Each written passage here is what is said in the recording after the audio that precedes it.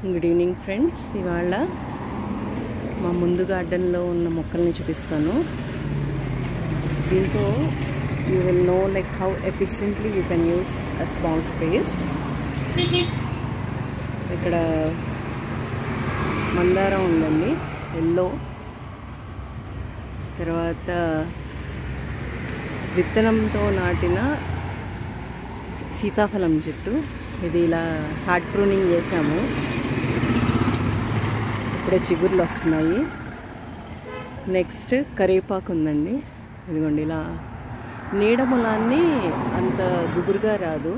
ఇదే దీనికి వచ్చిన చిన్న మొక్కల్ని నేను పైన కుండీలో వేసుకొని ఒకటి సేవ్ చేసుకున్నట్టు అలా. నెక్స్ట్ ఇది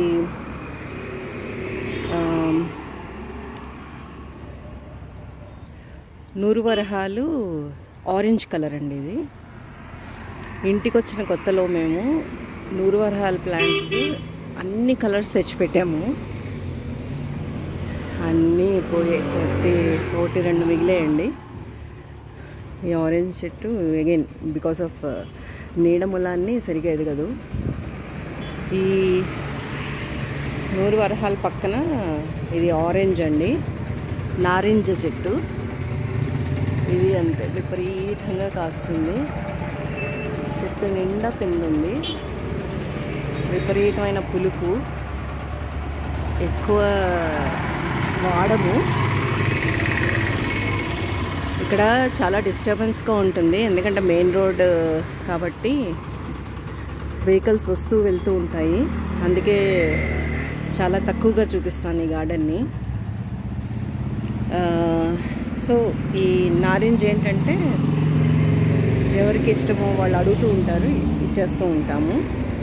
మాకు ఒకటి రెండు చాలు నారింజ కారం చేసుకోవడానికి, రెగ్యులర్గా తినలేం కదండి, అది గొంతు పట్టేస్తుంది.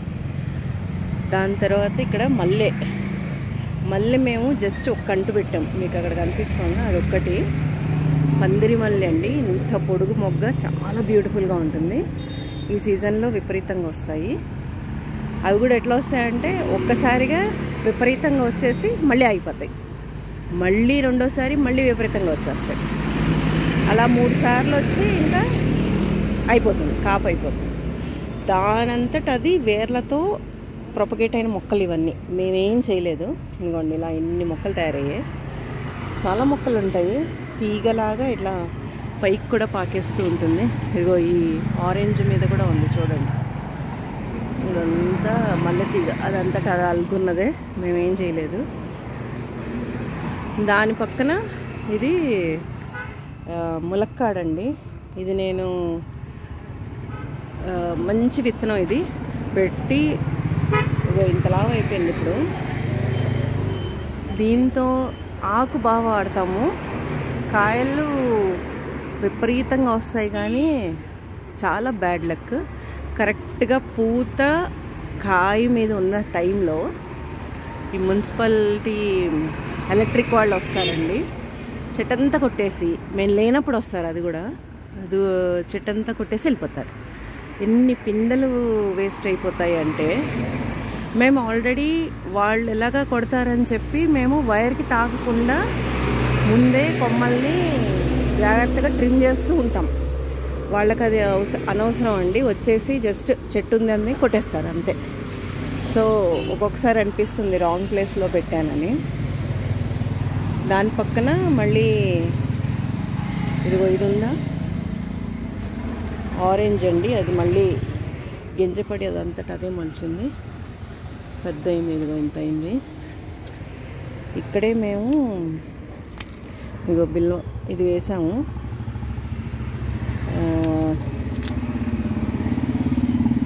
శివుడికి ప్రీతి. బోల్డ్ కనకాంబరం మొక్కలు వాటంతటవే, అంటే నేను 3-4 పెట్టాను ఇనిషియల్గా.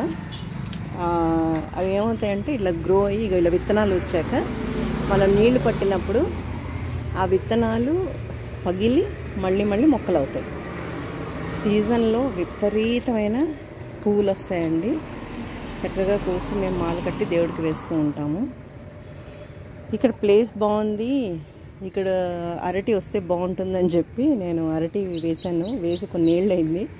ఇదిగో ఇలాగే ఉంది. ఇది నో సన్షైన్ లేకపోతే ఏ మొక్క సరిగ్గా రాదండి. అది థంబ్ రూల్. ఎంత ఎండ ఉన్నా కూడా నీళ్లు పోస్తే మొక్క సర్వైవ్ అయిపోతుంది. కానీ నీడ ఉంటే మీరు నీళ్ళు పోసినా కూడా బలంగా రాదు. అది నేను గమనించింది. ఇక్కడ మాకు పొమాగ్రనేట్ కూడా ఉంది.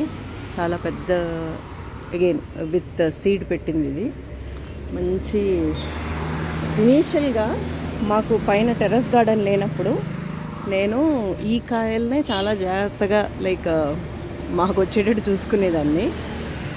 ఇప్పుడు ఇంకా టెర్రస్లో వస్తున్నాయి కాబట్టి కిందకు వచ్చి ప్రతిదీ సేవ్ చేయలేకపోతున్నాను నేను. ఉడతలు తినేస్తున్నాయి వచ్చిన కాయల్లో. కానీ విపరీతమైన కాయలు వస్తాయి. మంచి విత్తనం అండి ఇది.